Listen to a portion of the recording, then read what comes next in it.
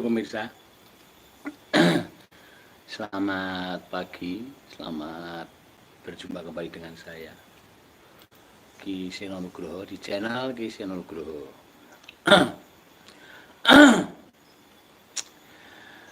Semalam saya dapat laporan dari Mas Gunawan bahwa kotak wayang yang ada isinya Bagong itu berbunyi seperti ada protes dari dalam kotak, dogdak dogdak dogdak dog itu. Lalu pagi tadi saya cek satu-satu wayang yang ada di situ. Nanti wayang baru semua. Setelah saya cek, ternyata saya tahu bahwa itu ada yang protes wayang saya itu.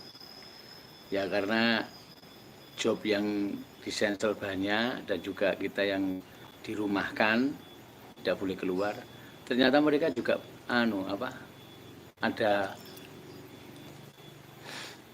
ada pemberontakan dalam diri mereka, terutama yaitu Ketua Pemuda Karangkadempel. Siapa tahu kan? Ketua Pemuda Karangkadempel yaitu Mas Bagong. Nah, pagi ini saya ambil wayangnya, akan saya ajak dialog. Kenapa dia protes, bahkan yang lainnya itu diam-diam saja. Dia selalu protes dengan keadaan seperti ini. Oke, ini sudah ada wayangnya. Pelan-pelan ini tak masuki dulu sesuatu biar bisa mengeluarkan semua unek-uneknya. Sebentar.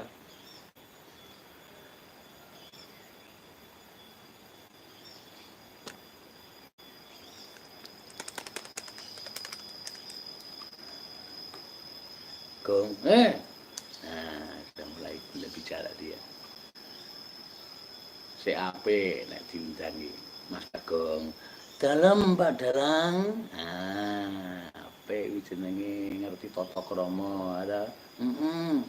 Ngerti unggah-ungguh. Ketua Pemuda Karangkadempel ora kena bahasane sing kasar. Kudu nek diundang karo Pak Darang.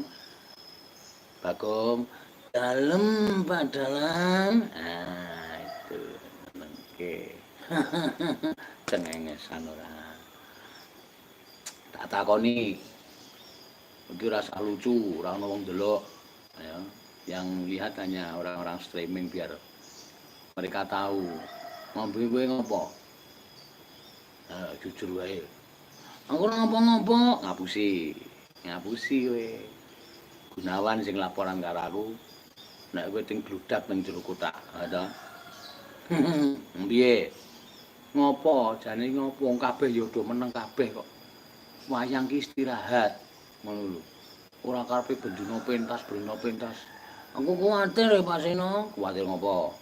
Kuwatir nek do lali karo aku. Engko nek aku metu wis ora ngerol meneh cilaka. Ngurang. Kamu sudah ada di hati para pemirsa.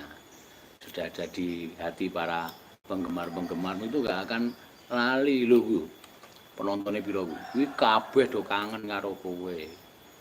Gara-gara corona. Nah iya, ning saiki adewe kudu sabar. Kudu nang omah wae. Job pirang-pirang sing kudune nyambut gawe dadi ra nyambut gawe. Janjane pikir aku ki ora mung perkara mbutuhke awakku dhewe lho Pak Seno. Ning aku ya mikir karo para kadang-kadang para kanca-kanca wiyaga pesinden. Kan selama ini dheweke do iso nuwun sewu entuk apa jenenge iki dhuwit sekali nyambut gawe. Iki gara-gara corona iki upama wujude gedhe padha aku tak tantang gelut kok. Awe ngerti dhewe to Pak Sino? Prabu Baladewa tak tantang, Raden Werkudara tak tantang. Aku mung corona. Sayange kok kaya mungsuh demit. Ha iya, ora ketok kuwi cilik banget kok, Gong. Heeh. Ora iso digedhekke apa? Ora iso. Glentrik kowe, ora iso digedhekke. Nek dicekeli ora gedhe kuwi malah bahaya nek dicekeli kok rumah kamu aneh. Kuwi iki penyakit ya, kudu apa-apa kuwi. Asem tenan. Ngene, aku jane mung pengen curhat piye. Aku kan wong iki terkenal aku mengutarakan apa sing dadi pengunek-uneke masyarakat. Heeh. Ta? Biyen zaman pentas dalang jemblung meskipun hanya sak jam, wis gawe lega hatiku iso ketemu karo penggemar-penggemarku. Wis tak sampaikan beberapa pesan. Ora usah apa jenenge meden-medeni masyarakat. Betul. Apik kuwi, ora meden-medeni masyarakat. Masyarakat digugah atine. Masyarakat digugah rasane men semangat. Atau men iso melawan corona. Terus rumahku saiki kok sing do numpaki. Numpaki sapa? Numpaki sapa ayo? Numpaki kuwi lho berita kuwi. Wo, kuwi reget pikiranmu, reget dengkulmu mlocot ora karo dalang kowane ku nek reget ora. Do numpaki ngene contone Mas Eno, piye? Kabar sing ditampa nek Dede, Dede kuwi iso menghilangkan utawa menangkal penyakit corona. Nah iki terus do ditumpaki karo wong-wong sing nuwun sewu, kaya arep minteri arek awake dhewe, dimana awake dhewe iki wong goblok. Dede sing maune dianjurke jam 10. Heeh, ta? Bener. Jam 10 kuwi ana salah satu sing ngatakan nek jam 10 kuwi Dede sing apik. Terus ana berita meneh sing di-share. Dede kuwi aja jam 10. Jam 09.00 luwih apik, jam 8 luwih apik. Pokoke aja terlalu pagi. Kaya ngono kuwi apa ora bingungke. Kene iki wis direwangi raine ireng kaya ngene. Meng perkara ora kepengin kena corona, digawe bingung meneh. Ming jame kok digawe bingung. Mbok ya wis, Dede iki pokoke anggere jam 8 tekane jam 10 kuwi sinar matahari kuwi apik ngono wae rasa dadak perlu gawe bingung pikirane wong. Masyarakat iki wis bingung, ora iso nyambut gawe, ora iso kerja, ora iso golek sandang pangan. Mesa ming perkara Dede kok digawe perkara lho. Oh, stop wis. Dede jam 8 ya apik, jam 09 ya apik. Aku percaya sinar matahari kuwi sehat, sing ra sehat iki cangkeme sing domong kaya ngono kuwi. Betul, kaya ngono sing tak arepke. Aku ya resah, Gong. Aku ya bingung. Lho. Aku ki piye carane supaya ben masyarakat ki ora bingung. Wis kebacu Dede jam 8, terus ana pengumuman Dede ki apik jam 10. Lah jam 10 ucul klambi meneh. Heeh, aku ya sing nek wedok. Oh, ngawur ora. Ucul klambi ki nek wedok, lah iso marai Dede.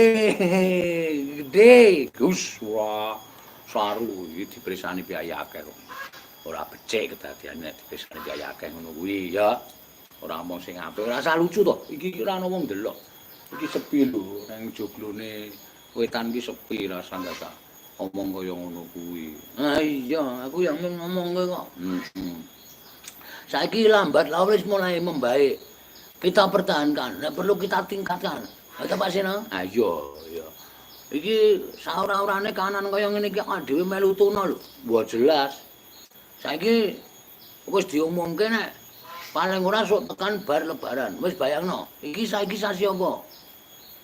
Iki September yo. September dengkulmu macet iki. Oh, kurang ajar. Karo juragane kok kurang ajar ora. Ngapunten Mas. Ngono kuwi sing apik. April. April, Mei, terus Juni apa? Juni. April, Mei, Juni. Paling ora anu awal Juni awak dhewe iki pentas meneh. Ha iya, mula sing tabah. Aku wingi dipentasi tok celengi ora. Tak celengi nang ngempring e. Tok gereja-gereji nang ngempring iki ora ana ndake kuwi. Mentok graji, yang lalu tok graji, tok jupuki, tok graji, tok jupuki. Ayo wis ora mlumpuk. Heeh, sekarang gue tuku rokok. Lah butuh rokok iki mrene. Kene iki rokok akeh ae lho. Kowe nek ora ndirokok ora nglinting suket ya doyan to. Wah, iki nek ora juraganku tak uneke cangkeme, wis kebacut muni ora. Kuwi minta njaluk kaya ngono kuwi. Terus nyuwun kanthi kawigatosanipun ingkang sanget. Iya. Karang bangsane awake dhewe, masyarakate awake dhewe iki ya, Mas Ena. Kuwi akeh sing bercocok tanam, petani, nuwun sewu, ana sing dodolan. Nek ora ana wong tuku, nek ora entuk ning sawah, ora empuk metu saka omah. Heeh. Kuwi ya perlu dadi kawigatosan. Iya. Nuwun sewu para bapak-bapak sing asta ning Dhuwur minangka dadi pemerintahan, heeh, kula aturi menggaliaken para masyarakat. Ah iya. Aku mau tau maca lho. Macane endi? Ya nang berita-berita, aku ki yo ning kota yo ngedep HP. Bela elokno. Heeh, Pak Drake. Ngedep HP, aku sok maca nang medsos. Medsos, sosdor jebluki ndasmu kuwi. Wah, kowe kuwi, lha kowe iki senengane takoni omongane ngono kok sing apik ora. Ha iya, medsos padha ngomongke ana salah sawijining nuwun sewu pimpinaning negara sing apa jenenge iki gajinya selama 3 bulan untuk masyarakat. Ana sing wakil rakyat gajinya 3 bulan untuk masyarakat, gajinya 2 bulan untuk masyarakat. Mbok ayo toh mempunyai sifat yang seperti itu. Toh nuwun sewu. Masyarakat kan perlu dilindungi, masyarakat perlu disejahterakan. Ngono lho. Sing tak suwun ngono kuwi. Ora meng urun kok meng obat semprotan iki ngopo? Ah iya. Kabeh masyarakat wis iso gawe nek obat semprotan ngono kuwi. Bener. Njumbuhake do nalika semono jaman semono. Zaman nalika nyalon kuwi lho. Saya ada karena untuk Anda masyarakat. Saya itu ada karena untuk suara Anda. Saiki ora nyuwara, entek akine. Ah iya. Kowe pancen bener. Kowe dalam suasana seperti ini sih luar biasa. Didi, main kemripi dadi krecek. Loh, main kenceng kulite iki, main sehat. Nek kulitmu kenceng ora kena virus ngono. Rasa cedak-cedak garing. Gareng kae terindikasi kae. Heeh, aku nek cedak tak tutupi cangkemku. Ah iya, bisa. Tulung nggon kotak dikai iklan Pak Sino. Men dadi krecek kabeh wayange, heeh. Iso metu aja nganti ngerti wong ndak kaget karo kowe. Ngono wong kok gede banget matane. Matamu ngene ora. Aku mung ngomongke kok wong gede banget mripate kok dadi kaya ngono. Wah, engko ndak do gila. Ah iya. Ya apik ya wis. Welingmu mau mengko iso aku tak sampaikan. Ya awake dhewe iki sebagai nuwun sewu ya Gong. Awake dhewe sebagai seniman iki sane menjadi media sosial. Media masyarakat, media suarane masyarakat disampaikan kepada orang-orang yang bertanggung jawab kewajiban awake dhewe. Sebagai pekerja seni sing iso nglumpukke masyarakat akeh, tur masyarakat mengko bakal nek dikandani awake dhewe ya bakal ngerti. Betul sekali. Ndak karepe ngono kuwi lho. Ah iya, iki mau. Wis mambak sono. Wis, udah. Aku urung. Awar mangan apa? Omong kuwi do pring akeh. Dong jati akeh. Ana juragan kuwi tak ajar ning ketua pemuda ya kon mangan dongpring. Ha ya ora ngono. Takoni mangan apa kok angel. Aku ducek ya, Gong. Ora masalah, aku njaluk. Ayo engko nganu waraku join. Ayo ming siji kok aja diketokke mereke. Ha iya, pokoke engko ndak para wiyaga-wiyaga do meri. Waduh, dalange isih udut. Anu, filter, kene wis do ngelinting. Ah iya. Seneng aku. Aku ya sok kangen karo kowe. Iki nek bengi tak delok kowe. Oh, Kayak mobilnya gak dijajal, kayak mobilnya tak templeki raimu, rupamu, ketua Karang Kadempel, gede banget. Tadi lah ulungan yang tinggi mesti doiling karo wah, bagong do nyegat. Alah, nah. Pak polisi nek arep nyegate ngerti mobilnya wah iki bagong iki, wah idolaku iki ora iso dicekel. Ora iso dicekel langsung kundara, dengkulmu mlocot. Hahaha, apa? Ya sinambi ngilangi kangene para penggemarmu ya, Gong. Supaya penggemarmu gitu bisa apa jenenge? Ora lali karo kowe. Aku kuwatir itu. Ora. Itu ciri khasmu luar biasa. Kami itu publik atau figur ya kok publik ya figur anu suara masyarakat. Loh. Kami itu kowe iki nek wis metu nang kelir ngono nang sing nyuwara ngono kuwi Nuwun sewu jarene sing aku tahu-tahu takon, "Kenapa kok kowe seneng Bagong?" ngono. Jarene Bagong iki bisa menyuarakan hati kita ketika menonton, bisa menyuarakan suara kita ketika kita menonton lho. Ampumi nang kono kuwi kok. Ah iya. Terus join rasa kekeh, kata watuk. Bayi ae ora udut watuk terus.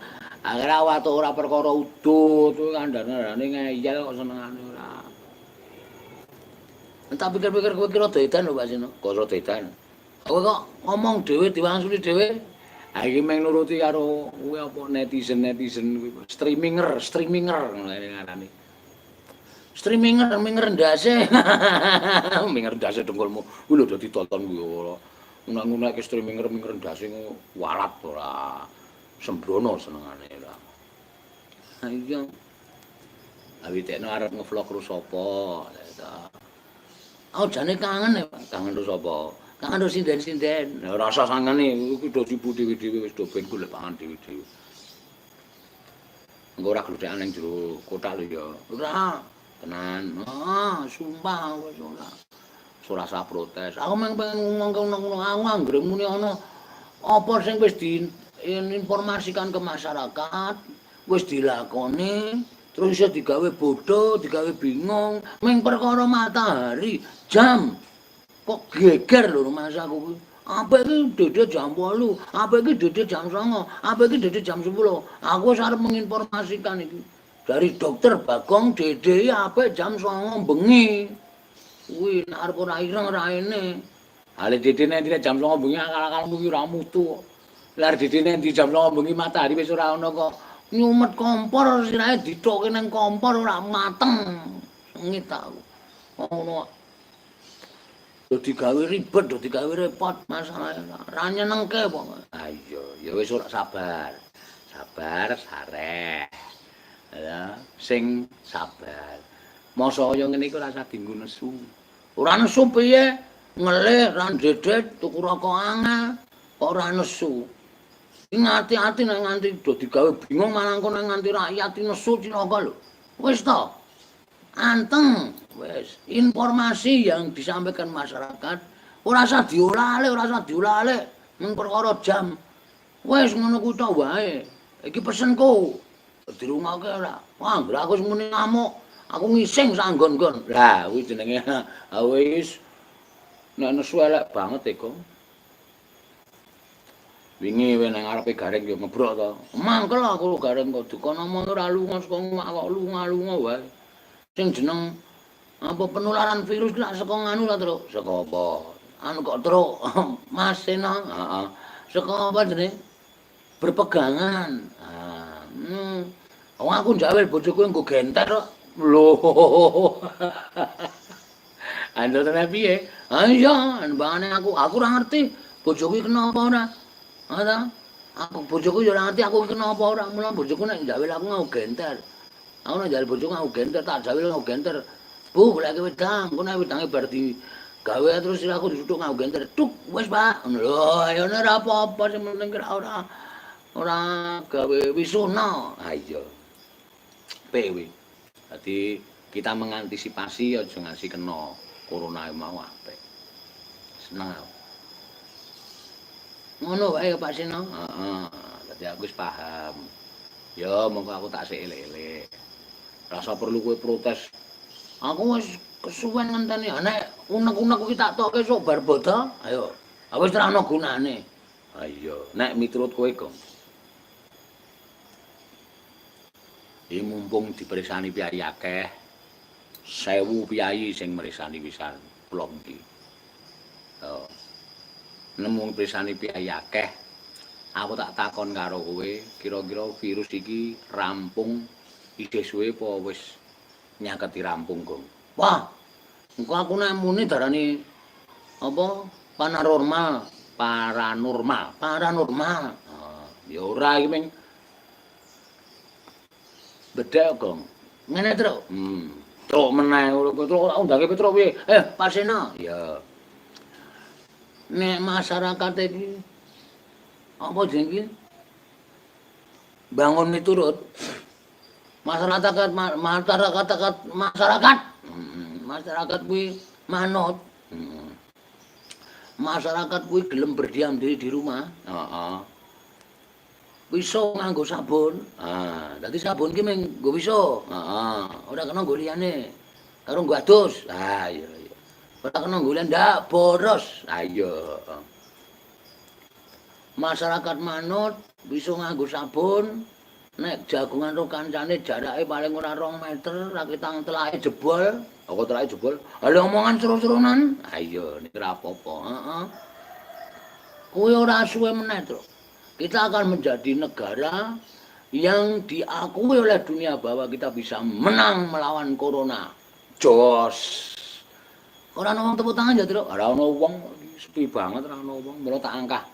Ora ana wong ki ben dhewe iki iso curhat. Soalnya nek ana wong liya nek aku engko ngomong ngene iki ndak. Engko ndak kok dikira wong sing apa ya piye jenenge iki. Bagong kulit kok dijak omong, engko ndak dikira Pak Sino Edan. Ha iya. Nek Pak Sino diarani Edan kan aku ora trima. Ha iya. Soalnya aku ora seneng nek Pak Sino Edan. Ha iya, nek Pak Sino Edan sing arep nakoki aku sapa? Ayo akeh, wis akeh ngono lho. Ning ciri khase dhewe-dhewe. Bener. Ha ciri khase ora iso dimereni kok. Ciri khase ya kudu golek dhewe-dhewe jenenge jati diri. Ah iya. Bener iki. Sepi banget ya. Ah iya. Lah iki dienggo bersemayam kowe. Kapan sesuk arep numpak mobilmu? Tak ubeng-ubengke. Ngono.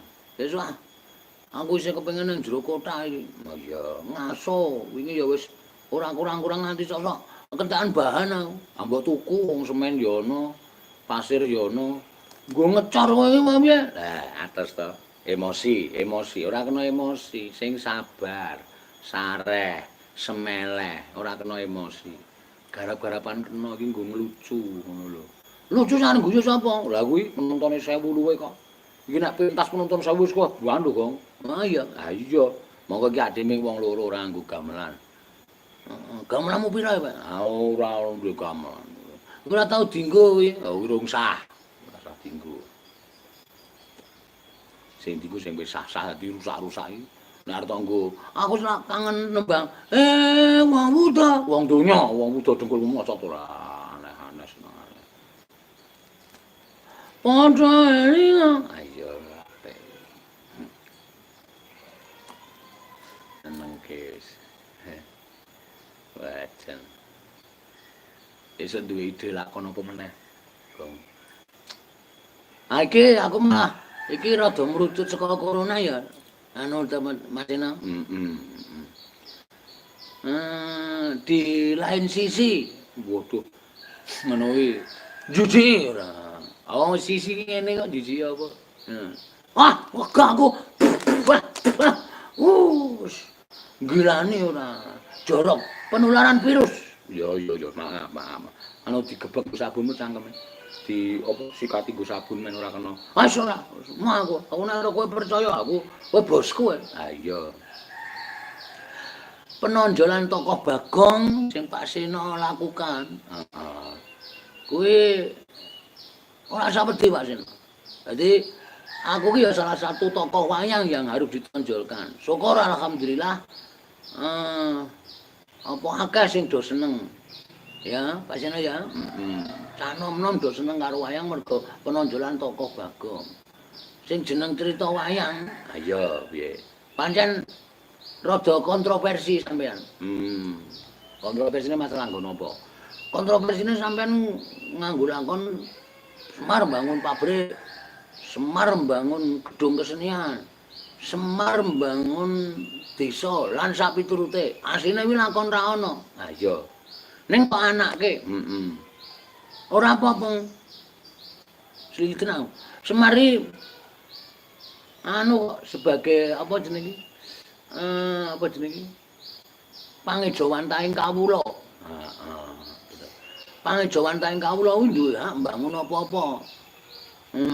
Dia iki lakon wayang iki nyun sewu. Sing rada metu saka pakem kuwi nek iso digawe lakon kaya TV ya lho, sinetron ya lho. Ngono ora masalah. Sing penting masyarakat seneng, sing penting masyarakat paham.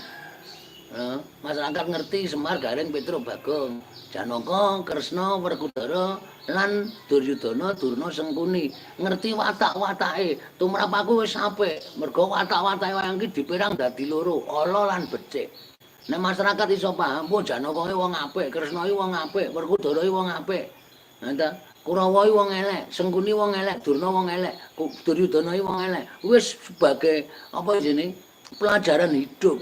Dadi nek ketika engko lakone wis beda, umpama aku lakone wis ora ngerolke Bagong ngerolke Ponokawan, jejer mestina iki penonton wis paham, nggak mesti dirembuk sing elek, dirembuk sing elek sing ora prayoga. Ah iya. Bener. Dadi Ponokawan ki pangeja wantahing kawula, pangeja wantahing masyarakat. Masyarakat berhak membangun apapun. Asal itu untuk kemajuan negara. Bangun pabrik ya kena. Ayo. Bangun gedung kesenian yo apik. Toh kesenian kuwi pancen kudu dilestarekke. Ngono ya, Kang. Ha iya.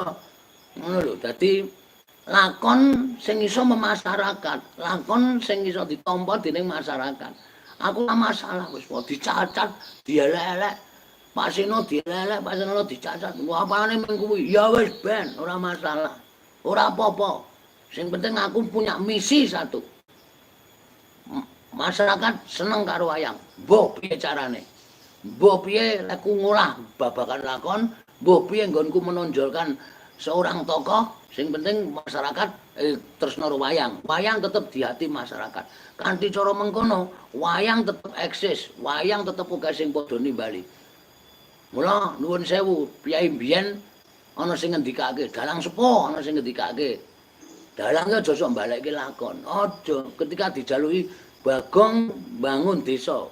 Ayo mikir piye carane supaya wayang kuwi sewengin atas kuwi ana filosofi kebaikan dan keburukan. Ngono kuwi Bagong ya menungso cilik ya iso bangun. Apa sing bangun ki mung ratu-ratu tok. Sing bangun ki men nuwun sewu mung para piyai-piyai tok. Contone Ndara Kresna, Ndara Janaka, Ndara Werkudara. Apa sing entuk wayu ki mung para ndara-ndara tok. Masyarakat cilik kaya aku kaya Semar Gareng ki ya diwenangake entuk wahyu. Diwengake entuk kanugrahan. Dadi aja nganti ditolak ngono. Nek tumrap aku wis tak lakoni wis to. Nek ora aja do melu-melu wis iki tak sandangi dhewe. Aku tak menonjolkan tokoh Bagong. Baju sayang karo Bagong ya pasine ya. Sayang banget. Nek ora sayang tenan kowe iki apa-apa ora tak. Bagong ae cacahe pira banget to. Ming gawe Bagong kowe tok kowe entek-entekke ragat. Sokeh banget. Mergane saking sayangku karo kowe. Mergane aku ya ngerti nek kowe iki goleki rejeki aku, goleki rejeki kanca-kanca pengrawit, goleki rejeki kanca-kanca pesinden. Jos, lanjutkan, jangan sampai takut. Betul, kudu ngono. Upama jaluki Bagong bangun apa jenenge? Bagong bangun kerukunan pemuda ngono. Lho, dasare aku ketua pemuda. Aku nek tumrap aku malah pamecut kok. Aku ora dijaluki kaya ngono, wah kudu mikir. Kudu mikir piye carane supaya aku iso gawe lakon kaya ngono kuwi. Nek ora ngono ndak ora sip. Ah iya. Ngono lho. Dadi ana mbok sesuk iki ado dititeni apa ora masalah. Aku ora dititeni ora masalah. Sing penting aku wis memberi apa jenenge warna lain dalam dunia pewayangan. Kuwi penjangkaku. Aku wis nggawe warna yang lain dalam dunia pewayangan dengan menonjolkan tokoh Bagong. Wis kuwi wae. Dadi nek nonton aku ya wis nonton anu ya Pak Sino ya nonton Gojek. Gojek ning ana pituture. Ha, ya kuwi sing apik kaya ngono kuwi. Mengkono wae. Sampeyan wis sarapan? Wis. Sampeyan wis sarapan wis. Bakmi. Aku ora digaweke. Aku doyan kok piye. Nek doyan tak jupuke, aku tak omong Yu Parmi ae men dijupuke bakmi. Aku ora mang bakmi. Aku selama ning kotak manganmu apa, Gong? Aku ki seger tanpa ngombe, wareg tanpa mangan. Sing penting masyarakat sayang karo wayang, tresna karo wayang, mencintai budaya kita sendiri. Paham? Wareg kuwi jenenge. Iya. Lah ku ngele iki nek ngrasake masyarakat ora seneng karo wayang, ora tresna karo budayane dhewe, malah tresna karo budaya manca. sing ora pas karo adat ketimurane awake dhewe. Aku ora matok, Mas Ino. Iya. Iki tugas awake dhewe untuk selalu memberikan ujangan kepada itu. Heeh. Wis ngono wae nggih Pak Sino nggih. Ya, wah kemarin sopan kowe. Engko ndak aku gak golek mutut. Ah iya. Aku nek udut weruh kowe iki keselak iku, keselak. Atos meneh suarane wis arep aku arep dikake kuthawe atos meneh. Ya ora sayang.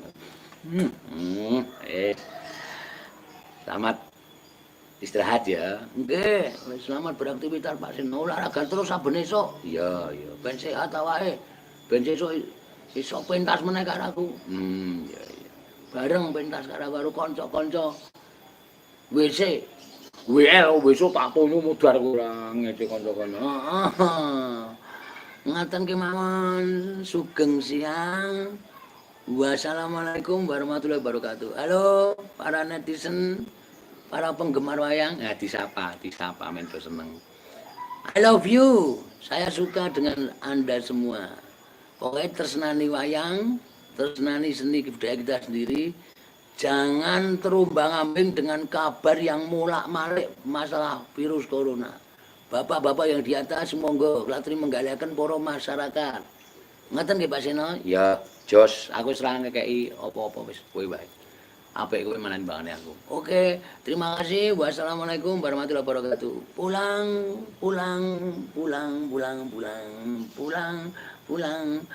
Kalau aku ditilai ya Pak Sino. Yo, tak tilai rasaku. Pulang.